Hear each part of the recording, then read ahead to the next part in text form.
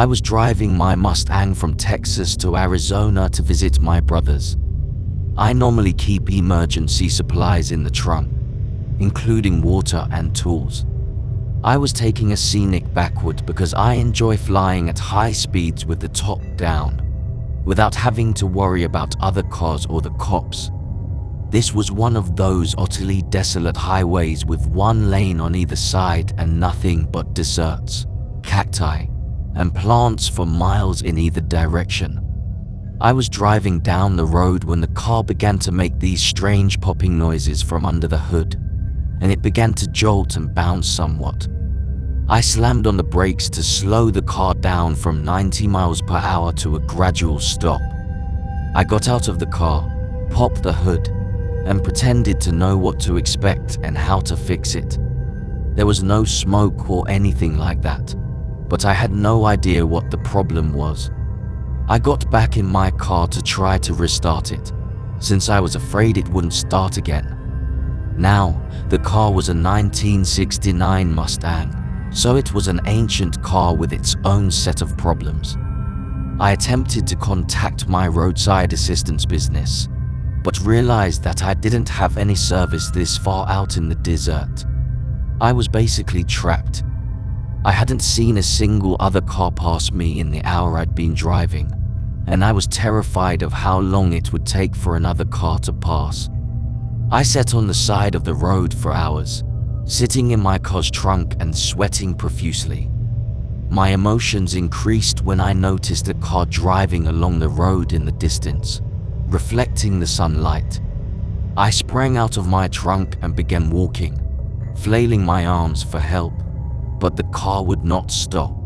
It simply sped past me. Pure wickedness. I didn't understand how someone could abandon another human being like this. Nightfall arrived, and the hunger set in. No cars had passed since the first, and I was attempting to fill my stomach with the water bottles in my trunk. Finally, I noticed headlights approaching. I had my car's hazards turned on, but I also waved my arms once more. A truck pulled to the side, and a very hefty man stepped out. I told him my car had broken down and asked if he knew anything about cars, but he seemed more interested in wondering whether I was alone, where I was going, and why I hadn't called for assistance. He inquired if anyone knew I was there. These questions certainly made me uneasy. He finally gave me a ride, and if he was attempting to make me feel uncomfortable, he succeeded. I got into his pickup vehicle and we started driving. He stated it would be a long time before either of us got phone service.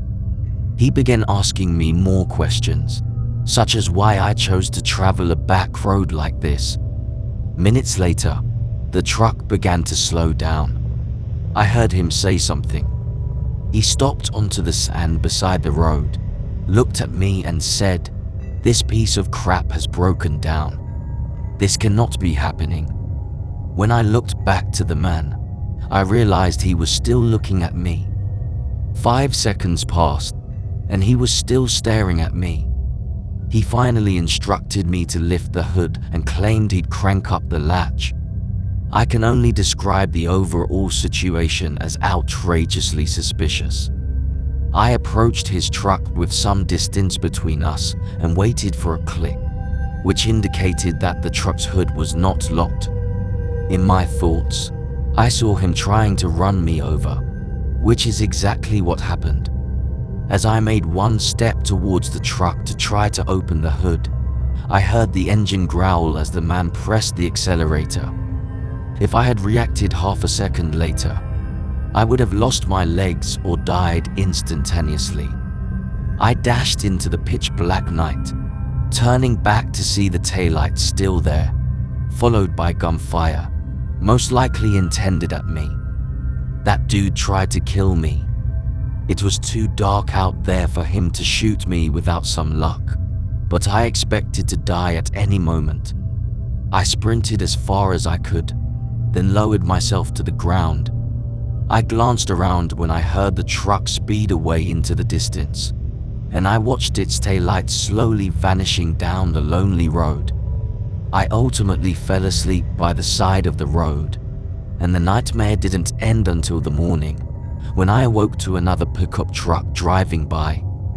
I waved him down, coated in filth and sand, and thankfully, this chap was normal.